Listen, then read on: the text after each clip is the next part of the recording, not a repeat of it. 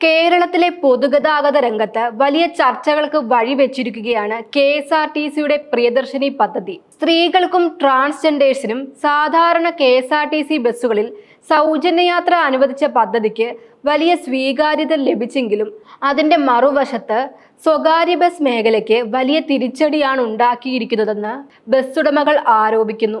ഇപ്പോൾ തൃശൂരിൽ മാത്രം 200ഓളം സ്വകാര്യ ബസ്സുകൾ സർവീസ് നിർത്താൻ ഒരുങ്ങിയിരിക്കുകയാണ്. ജൂലൈ 1 തൃശൂർ ജില്ലയിലെ ഏകദേശം 200 സ്വകാര്യ ബസ്സുകൾ G-ഫോം സമർപ്പിക്കാനാണ് തയ്യാറെടുക്കുന്നത്. ഒരു വാഹനം നിശ്ചിത കാലയളവിൽ സർവീസ് നടത്തില്ലെന്ന് മോട്ടോർ വാഹന വകുപ്പിനെ അറിയിക്കുന്ന ഔദ്യോഗിക നടപടിയാണ് G-ഫോം. ഇത് സമർപ്പിക്കുന്നതോടെ വാഹന നികുതി അടയ്ക്കുന്നതിൽ നിന്ന് താൽക്കാലിക ഇളവ് ലഭിക്കും. ബസ്സുകൾ ഓടിക്കുന്നത് നഷ്ടകരമായി മാറിയ സാഹചര്യത്തിലാണ് ഉടമകൾ ഈ കടുത്ത തീരുമാനത്തിലേക്ക് എത്തിയത്. തൃശൂരിൽ നിന്ന് പാലക്കാട്, ചാലക്കുടി മാള, കൊടുങ്ങല്ലൂർ മാള, ഗുരുവായൂർ എറണാകുളം തുടങ്ങിയ പ്രധാന റൂട്ടുകളിലുള്ള സ്വകാര്യ ബസ്സുകളാണ് പ്രധാനമായും സർവീസ് നിർത്താൻ ഒരുങ്ങുന്നത്. ഇതിനോടകം തന്നെ 10 ബസ്സുകൾ G-ഫോം സമർപ്പിച്ചു കഴിഞ്ഞതായാണ് സ്വകാര്യ ബസ് സംഘടനകൾ വ്യക്തമാക്കുന്നത്. സ്വകാര്യ ബസ് ഉടമകൾ പറയുന്നതനുസരിച്ച് പ്രിയദർശിനി പദ്ധതി വന്നതോടെ അവരുടെ ബസ്സുകളിലെ യാത്രക്കാരുടെ എണ്ണം കുത്തനെ കുറഞ്ഞു. പ്രത്യേകിച്ച് സ്ത്രീ യാത്രക്കാരിൽ വലിയൊരു വിഭാഗം സൗജന്യയാത്ര ലഭിക്കുന്ന KSRTCയിലേക്ക് മാറിയതോടെ സ്വകാര്യ ബസ്സുകളുടെ ദിവസ വരുമാനത്തിൽ 50% ഇടിവുണ്ടായെന്നാണ് കണക്ക്. ചില റൂട്ടുകളിൽ യാത്രക്കാരില്ലാതെ ബസ്സുകൾ ഓടിക്കേണ്ട സാഹചര്യം വരെ ഉണ്ടായി എന്നാണ് ഉടമകളുടെ പരാതി.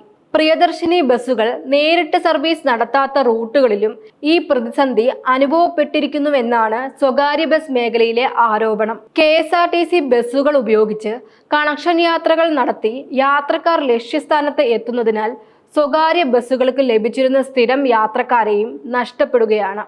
പ്രത്യേകിച്ച് മെഡിക്കൽ കോളേജ് റൂട്ടുകളിൽ ഓടുന്ന സ്വകാര്യ ബസ്സുകൾക്ക് വലിയ സാമ്പത്തിക ആഘാതമാണ് ഉണ്ടായിരിക്കുന്നതെന്ന് ബസ് ഉടമകൾ പറയുന്നു. ഇതിനിടെ ഡീസൽ വില വർദ്ധിച്ചതും സ്വകാര്യ ബസ് മേഖലയെ കൂടുതൽ പ്രതിസന്ധിയിലാക്കി. ദിവസേന ലഭിക്കുന്ന വരുമാനം കൊണ്ട് ഇന്ധന ചെലവും ജീവനക്കാരുടെ ശമ്പളം പോലും നൽകാൻ കഴിയാത്ത അവസ്ഥയിലാണെന്ന് ഉടമകൾ പറയുന്നു. തൃശൂർ പാലക്കാട് റൂട്ടിൽ ഒരു ദിവസം മുഴുവൻ ജോലി ചെയ്ത ചില ഡ്രൈവർമാർക്ക് ലഭിച്ചത് വെറും 500 രൂപ മാത്രമാണെന്നും റിപ്പോർട്ടുകൾ വ്യക്തമാക്കുന്നു. ഈ പ്രതിസന്ധി സംബന്ധിച്ച് സ്വകാര്യ ബസ് സംഘടനകൾ മുഖ്യമന്ത്രിയെയും ഗതാഗത മന്ത്രിയെയും നേരിൽ കണ്ടിരുന്നു. എന്നാൽ ഇതുവരെ വ്യക്തമായ തീരുമാനങ്ങളോ സഹായ പദ്ധതികളോ പ്രഖ്യാപിച്ചിട്ടില്ലെന്നാണ് അവരുടെ ആരോപണം.